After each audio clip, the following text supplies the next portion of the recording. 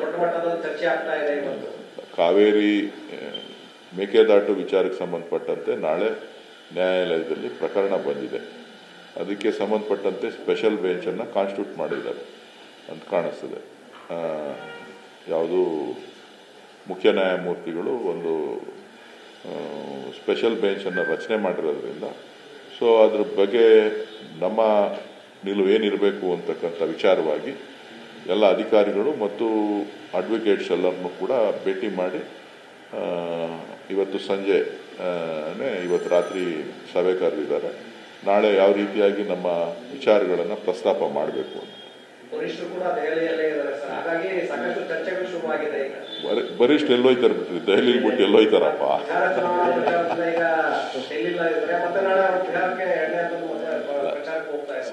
ಚುನಾವಣೆ first face second face ನಡೀತಾನೆ ಇದೆ. 10ನೇ ತಾರೀಕುವರೆಗೂ ಚುನಾವಣೆ ಇದೆ. ಫಸ್ಟ್ ಫೇಸ್ ಆಗಿದ ತಕ್ಷಣ ಏನಿಲ್ಲ, ಸೆಕೆಂಡ್ ಫೇಸು ಪಕ್ಕದಲ್ಲೇ ಇರ್ತದೆ, ಅದು ಕಂಟಿನ್ಯೂಷನ್ ಇದ್ದೇ ಇದೆ. ಆದರೆ ಇದು ಚುನಾವಣೆ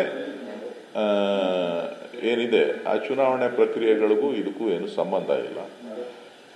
ಜೊತೆಗೆ ವರಿಷ್ಠರನ್ನ ಮೊದಲಿಂದನೂ ಕೂಡ ಇವತ್ತಿನ ಪದ್ಧತಿ ಏನಲ್ಲ. ಡಿ ಕೆ ಶಿವಕುಮಾರ್ ಅವರು ಯಾವತ್ತೇ ದೆಹಲಿಗೆ ಹೋದರೂ ಕೂಡ ವರಿಷ್ಠರುಗಳು ಸಿಕ್ಕಿದ್ರೆ ಭೇಟಿ ಮಾಡ್ತಾರೆ, ಕಾಂಗ್ರೆಸ್ ಪಕ್ಷದ ಕಚೇರಿಗೆ ಹೋಗ್ತಾರೆ, ಮಾತಾಡ್ತಾರೆ, ಬರ್ತಾರೆ. ಸೊ ಇವತ್ತು ತುರ್ತಾಗಿ ಕೇಸ್ ಬಂದಿರೋದ್ರಿಂದ ನಾವು ನಮ್ಮ ನಿಲುವನ್ನು ಅದಕ್ಕೆ ಮೇಕೆದಾಟು ವಿಚಾರವಾಗಿ ಮೊನ್ನೆ ಕಾನ್ಸ್ಟಿಟ್ಯೂಟ್ ಮಾಡುವಂಥ ಸಂದರ್ಭದಲ್ಲಿ ತಮಿಳುನಾಡವರು ಅಬ್ಜೆಕ್ಷನ್ಸ್ ಮಾಡಿದ್ದಾರೆ, ಮಾಡಬಾರ್ದು ಅಂತ ಹೇಳ್ಬಿಟ್ಟು. ಸೊ ನಾವು ಕಾನ್ಸ್ಟಿಟ್ಯೂಟ್ ಮಾಡೋದ್ರಿಂದ ನಮಗೆ ಲಾಭ ಏನು ಯಾವ ರೀತಿ ನಾವು ನಮ್ಮ ನಿಲುವೇನಿರಬೇಕು ಅನ್ನೋದನ್ನು ನಾವು ಎಚ್ಚರಿಕೆಯ ನಡೆಯನ್ನು ಇಡಬೇಕಾಗ್ತದೆ. ಸೊ ನಾಳೆ ದಿನ ಏನೋ ಹೆಚ್ಚು ಕಡಿಮೆ ಆಯಿತು ಅಂತ ಅಂದಾಗ ನಾಳೆ ನೀವು ಯಾಕೆ ಮಾಡಲಿಲ್ಲ ಅಂತೇಳಿ ನೀವೇ ಪ್ರಶ್ನೆ ಮಾಡ್ತೀವಿ. ಇದು ರಾಜಕೀಯದ ಕೆಲಸ ಅಲ್ಲ, ಇದು ಸಾರ್ವಜನಿಕರ ಕೆಲಸ, ಕರ್ನಾಟಕದ ಹಿತವನ್ನ ಕಾಪಾಡುವಂತ ಕೆಲಸ.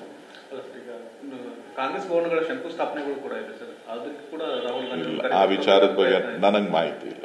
ಅದ್ರ ಬಗ್ಗೆ ಇದೆ, ಅವ್ರಿಗೆ ಆಲ್ರೆಡಿ ಇನ್ಫಾರ್ಮ್ ಮಾಡಿದ್ದಾರೆ. ಅವ್ರು ಸಮಯ ಕೊಟ್ಟಾಗ ಖಂಡಿತ 100 ಭವನಗಳನ್ನು ಮಾಡ್ತೇವೆ ಅಂತ ಹೇಳಿ ಬೆಳಗಾವಿನಲ್ಲೇ ಘೋಷಣೆ ಮಾಡಿದ್ರು.